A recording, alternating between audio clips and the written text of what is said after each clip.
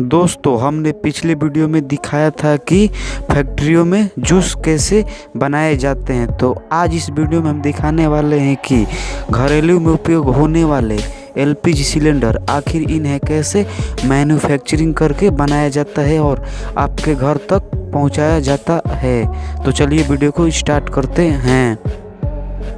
दोस्तों, किचन में इस्तेमाल होने वाले एलपीजी सिलेंडर बनाने से पहले लोहे के मोटी चादर को पहले मोल्डिंग मशीन के द्वारा इन्हें गोलाकार रूप दे दिया जाता है तथा इन एलपीजी सिलेंडर के दोनों भाग को तैयार कर लिया जाता है। तैयार कर लेने के बाद इनके मुहाने पर गर्म लोहे के साथ वेल्डिंग किया जाता है। वेल्डिंग इतनी मजबूती के साथ किया जाता है कि गैस भरते वक्त कोई त्रुटि न हो, नहीं तो दोस्तों इनमें बहुत सी हानियां भी पहुंच सकती हैं। ये सब करने के बाद इनका आधा भाग को वेल्डिंग किया जाता है और उसके बाद इसके निचले भाग को वैसे ही वेल्डिंग किया जाता है।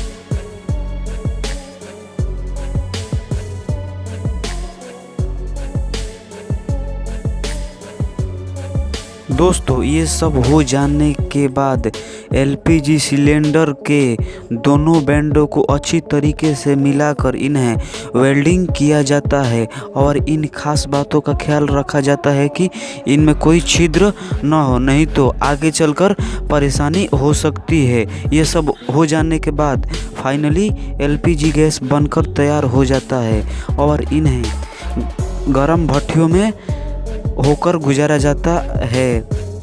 गरम भट्टी से होकर गुजारने के बाद इनका प्रेशर चेक किया जाता है कि गैस भरते वक्त इनमें कोई ब्लास्ट न हो।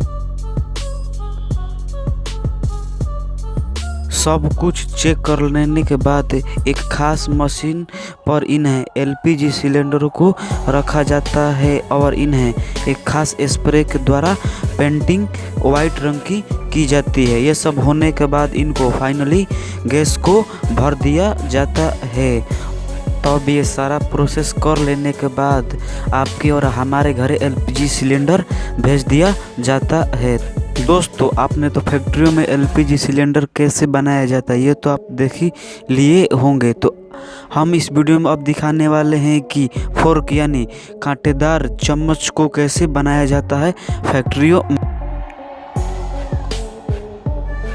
दोस्तों, कांटेदार चम्मच को बनाने के लिए पहले लोहे के मोटी शीट को इस मशीन के द्वारा छोटे छोटे टुकड़े कर दिए जाते हैं। जब ये छोटे छोटे टुकड़े हो जाते हैं तो इन्हें कांटेदार चम्मच वाले डाई मशीन पर इन प्लेटों को साइज बाई साइज काट लिया जाता है और उसके बाद इनको एक मशीन के जरिए या रोलर के जरिए इनको चपटा किया जाता है ताकि इनमें दांत काटने में आसानी हो। ये सब जब हो जाता है तो इनका एक मशीन के द्वारा बारीक से दांत को काट दिया जाता है। उसके बाद इन पर थोड़ा चमक प्रदान करने के लिए एक रोलर से इनको चमकाया जाता है। चमक जाने के बाद इनके डंठल को भी वैसे ही किया जाता है। उसके बाद ये सब प्रक्रिया हो जाने के बाद चम्मच फाइनली बनकर तैयार हो जाता है और इसके मुहाने को इस मशीन के द्वारा थोड़ा थोड़ा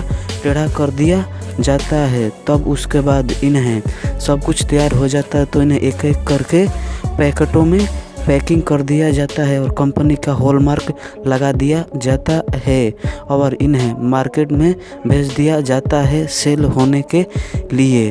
तो